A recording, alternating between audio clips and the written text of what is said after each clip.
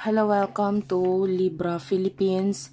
So, ito yung reading natin for Libra, Sun, Moon, Rising, and Venus, Libra. Take only what resonates, guys. Check your natal chart. Personal reading, Jing Tarot Reader. Sa mga gustong mag-personal reading, inquire na lang kayo sa kanya. Friend ko yun, guys, hindi ako yun. And kung gusto nyo naman, pwede naman kayo magpapalm reading sa akin. Pero actually, kung mag-a-avail kayo ng bracelet dun sa akin, TikTok shop, yan yung mga example ng bracelet na yan. Mga PO bracelet, crystals bracelet, check nyo na lang, guys, sa TikTok shop ko po, Unicorn Princess Tarot. Anyway, let's start.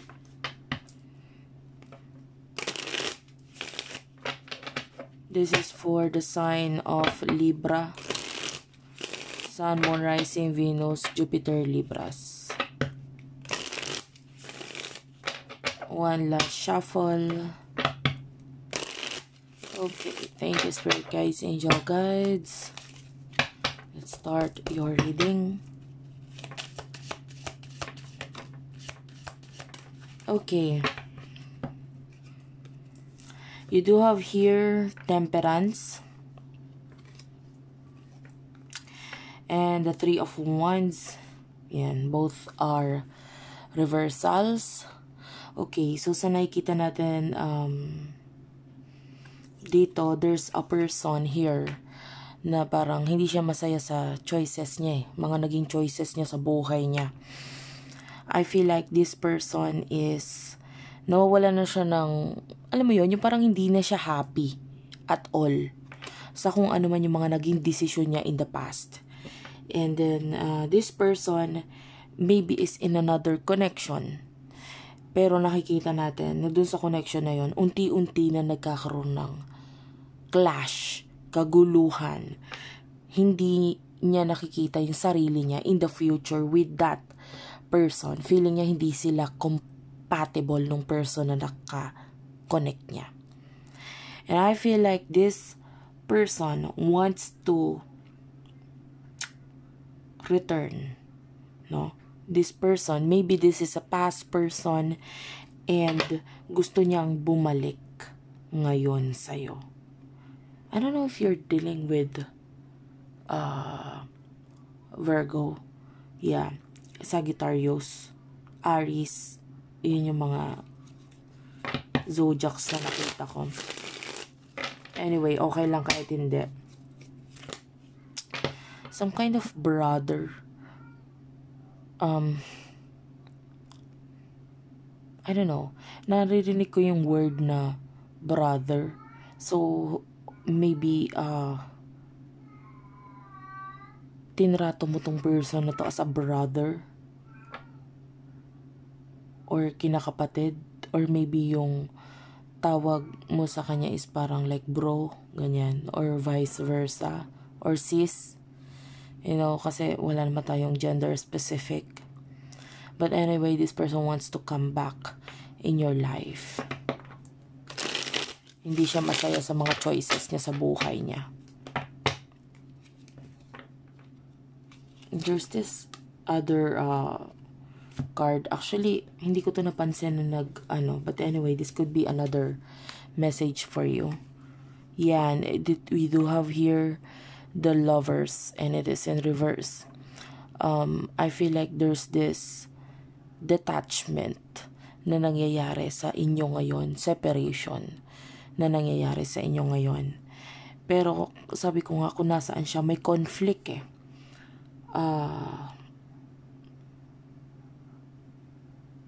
This person wants to let go kung sino man itong person na kakonect niya ngayon. Kasi feeling niya, I'm feeling like meron siyang mga regrets talaga. We do have your Four of Cups. And may mga regrets, mga pinagsisisihan itong person na ito. I want to know, how does this person views you? Ano bang tingin niya sa'yo? Ano bang tingin niya dito sa inyo, sa connection na ito? Some of you, this is a love reading. Some of you, hindi. Anong tingin sa'yo ng person na ito? Spirit guides, angel guides for the sign of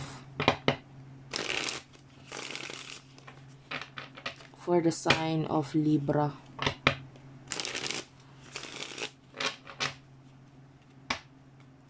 I heard the word witch. So, pwedeng, I don't know, maybe before watching this video, may mga pinanood ka, may mga binasa ka na may kinalaman sa witch. Yeah, or wings. Ayan, wings or witch. Anyway, anong view or anong tingin sa'yo na itong person na to?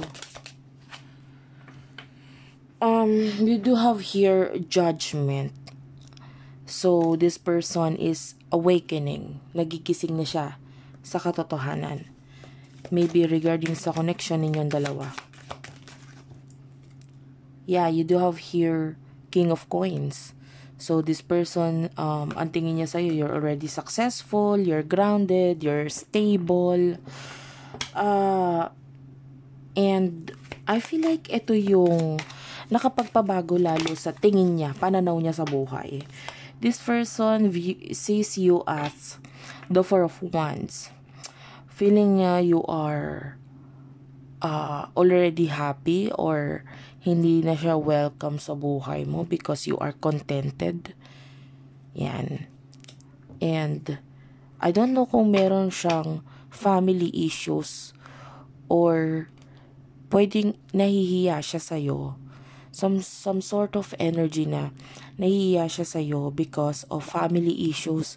Pwedeng hindi, dahil ang tingin niya sa'yo is the King of Coins.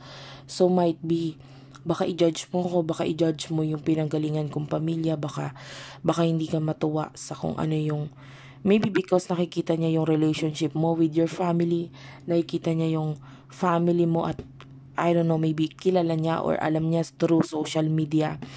And then nakikita niya you are happy, maganda yung family background mo, tapos ako ganito yung family ko. So may feeling dito na yung person na ito, either ikaw mismo yung hindi magwe-welcome sa kanya or yung family mo.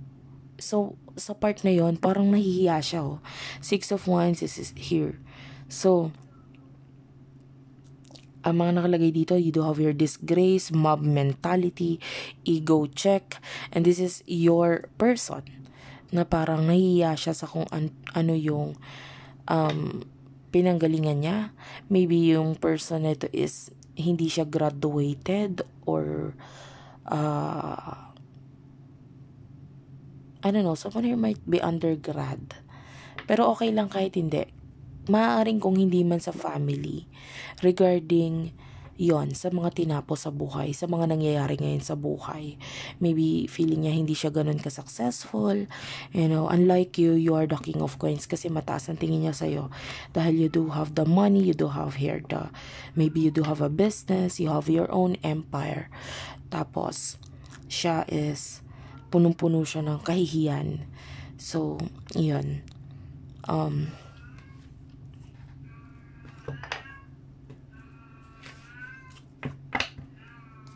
Anong gustong, no, I will not be using this card. I feel like this card ang dapat kong gamitin. Kunin ko lang, wait lang. Sorry about the noise guys. Maingay yung aming cat ngayon. So anyway, what is the situation here?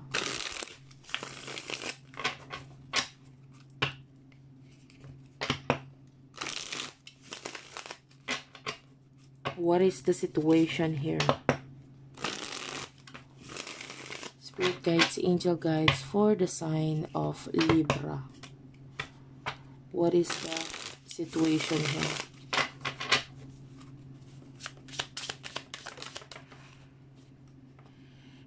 Okay, you do have here retaliation.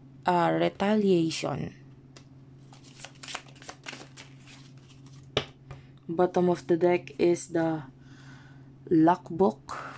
Okay. may naramdaman akong pain, nasasaktan. Soulmate is here. Yeah, you could be dealing with your soulmate or a friend. There's this feeling na pareho kayo ng person ito na nararamdaman. You have your karmic. Yeah, you could be dealing. No, your person could be dealing with his or her karmic. So I feel like napagdusahan niya na yung mga kailangan niya pagdusahan. Like, naramdaman niya na yung feeling ng magkaroon ng pagkakamali. Lalo na sa pakikipagrelasyon. And nagkakaroon na ng realizations itong person na ito. I feel like ikaw din, na re-realize mo na rin kung ano yung mga sitwasyon na hindi okay for you. Your person or might be you is currently locked. You do have your lockbox. So, maaaring nasa isang sitwasyon kayo na hindi ninyo basta maalisan. It's like you are trapped and you do have your ascension. So, yeah, yung person na it is having spiritual awakening. So, pwedeng walang patutunguhan yung connection namin nitong person na nakaka-connect ko ngayon parang ganun. Yung person na sinasabi niya sa sarili niya, wala kayong patutunguhan nito. Yan. And ano yung gusto niyang mangyari?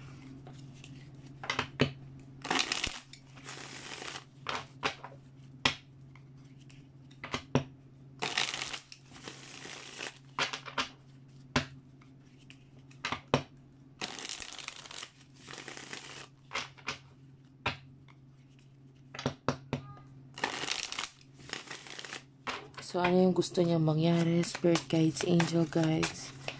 Mga gusto niyang mangyari.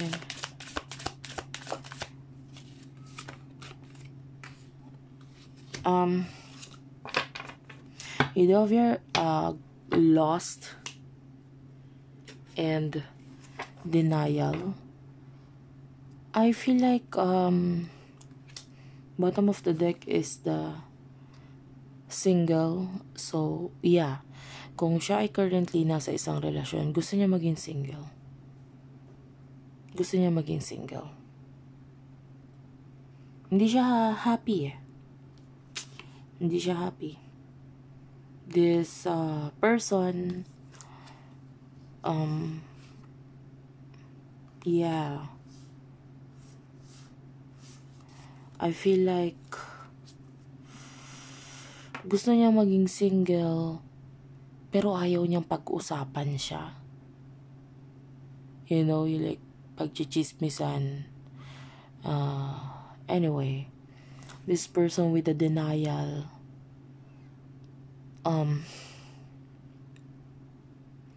kung ano nasa harapan niya ngayon, it feels like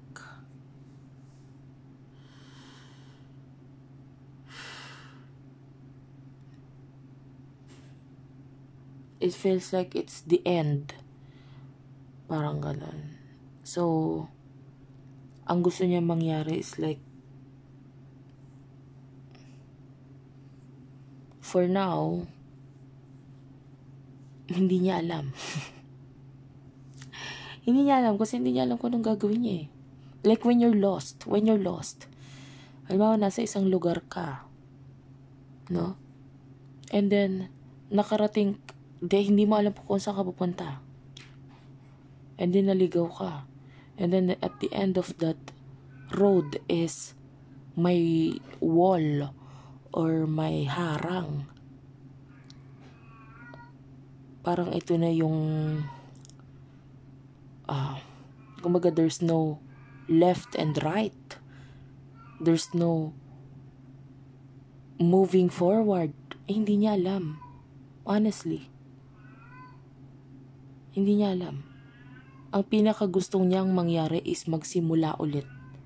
Which is hindi niya alam kung paano magsisimula ulit. Gusto niya maging single Pero hindi niya alam kung paano maging single. Like imagine yourself na nasa corner ka na lang. Yung kumbaga, siya ito na para kung saan sana siya pumunta. And then nakarating siya dun sa parang lugar na may wall na sa harapan niya. Wala na siyang mapuntahan na left, right, ganun. Hindi niya talaga alam kung anong gagawin. Sa ngayon, hindi niya rin alam kung anong gusto niya.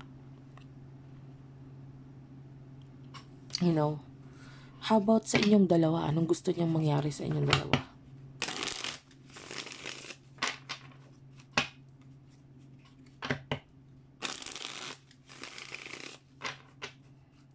One last shuffle.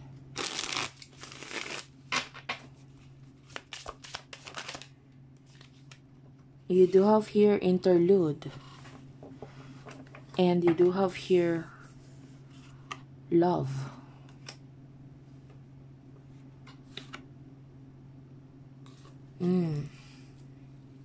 I feel like this person wants to see you.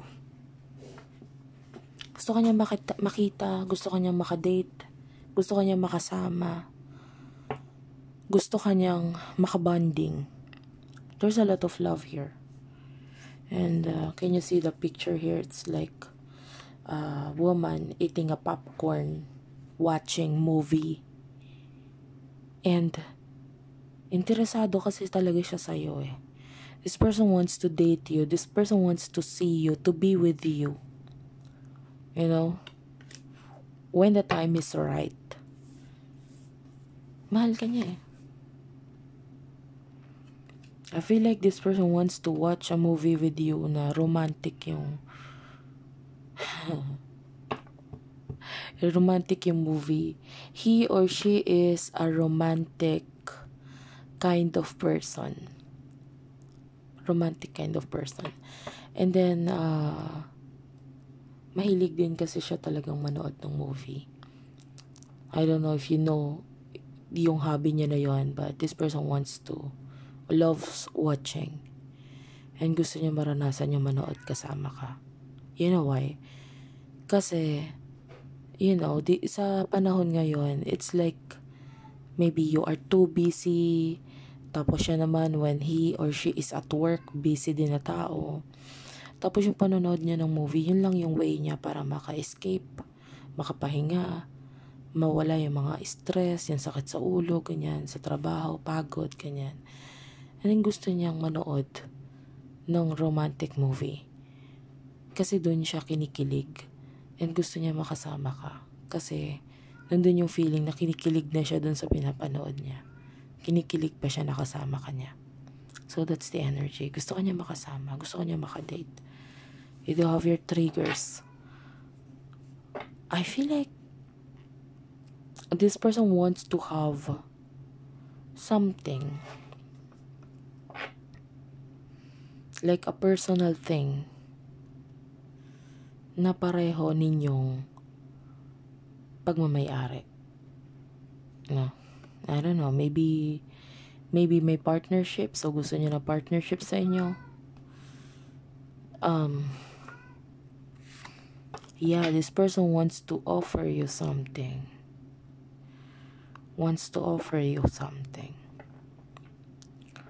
Gusto niya mag-offer. Could be dealing with your twin flame. Pero kung dealing ka with your twin flame, I can see a cut-off or separation sa inyong dalawa. Kasi hindi nga alam ng person mo yung gagawin niya eh.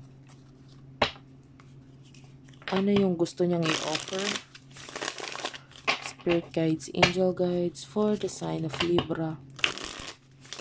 Ano yung gusto niyang i-offer?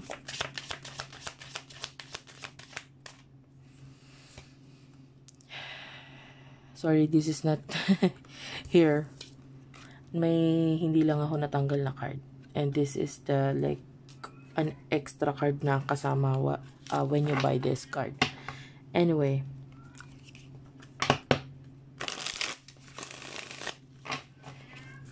Ano yung gusto niyang i-offer?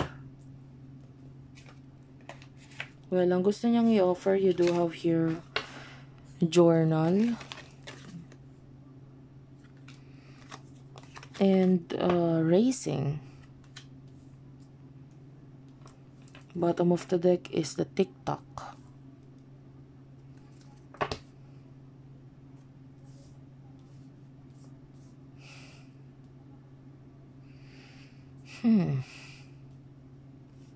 Clarify the journal, please. Clarify the journal, please. Magnetic. Yeah, you could be dealing with the twin flame. This is a magnetic connection. Drama queen. Unexplainable pull. Can't resist. And meron tayo ditong access granted. Okay. So, ang gusto niyang i-offer sa'yo,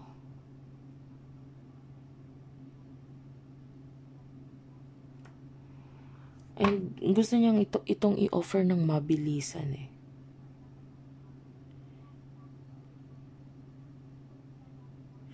It feels like this is weird kasi tatlong energy na nakukuha ko eh. Some of you gusto niya mag-offer ng communication, like gusto niyang ibalik yung dating communication ninyo, which is, I feel like it's nakatagong kind of communication. So pwede nagkaroon kayo ng communication before and it's a hidden communication. And then gusto niya ng pagkakagulo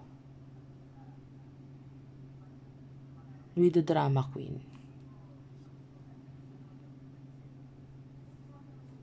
I want to understand more about this drama queen. Bakit gusto niya ng kaguluhan?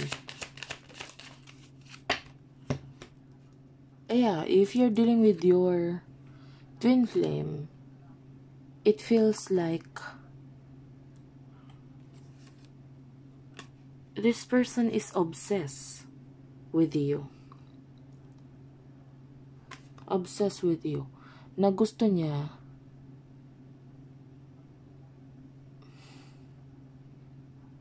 niyang malaman mo rin kung ano yung nararamdaman niya, yung nangyayari sa kanya.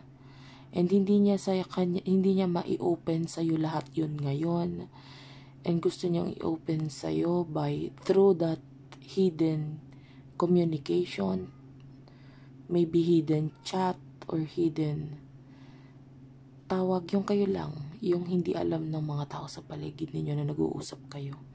And then gusto niyang malaman ng mga taong yon sa paligid ninyo yung tungkol sa pag-uusap ninyo para magkaroon ng pagkakagulo.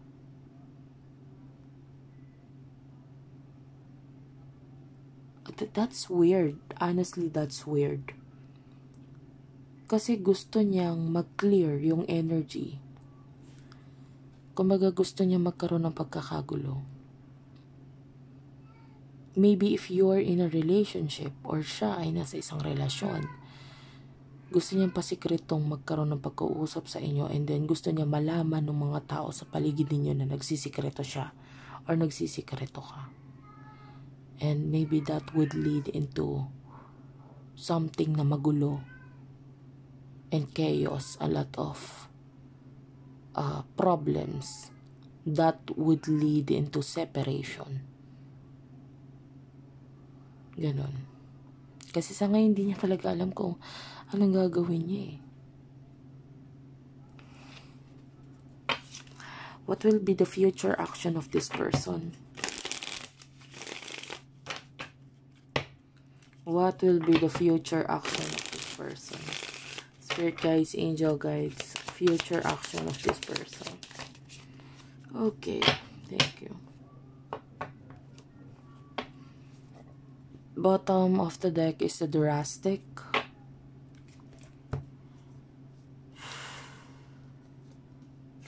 You do have your wish, waves, interview, and children.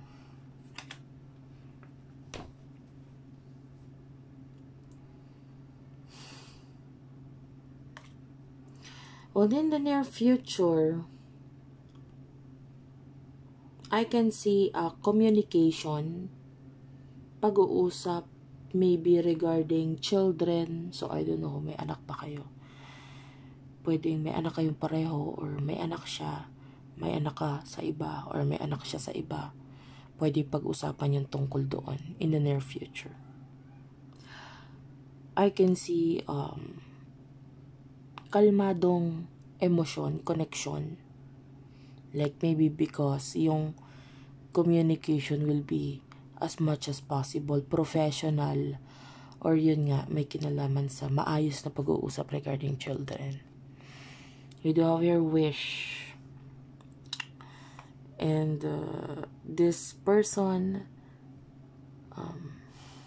is hoping, still hoping in the near future na magkaroon ng malaking pagbabago.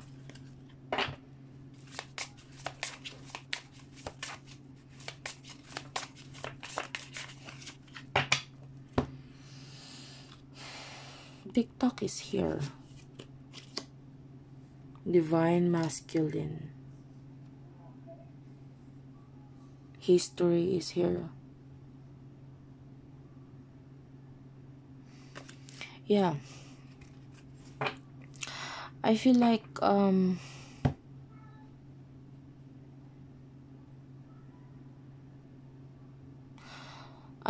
itong connection ninyo is magkakaroon ng pahinga. Hindi ako nakakita ng maayos na connection or communication. I can see pagbabalik ng communication. Pagbabalik nitong taong ito, maybe to talk to you, to tell you something. Pero hindi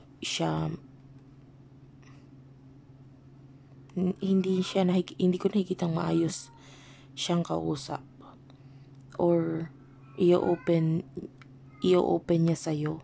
Nandun yung kagustuhan niyang i-open lahat. Pero hindi niya magawa. Hindi niya kasi alam kung paano. Okay? Ano yung advice for you, Libra? Okay, the advice for you is you do have your tragedy, and it is a forbidden love here. Roller coaster.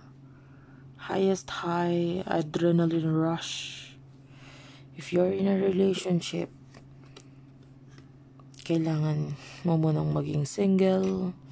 Like if you want this person back in your life, kailangan mo munang maging single. Kasi gawin nating legal or maayos yung connection ninyo. Hindi yung ikaw yung lalabas sa third party or what.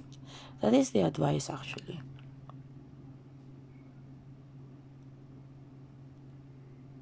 Diba?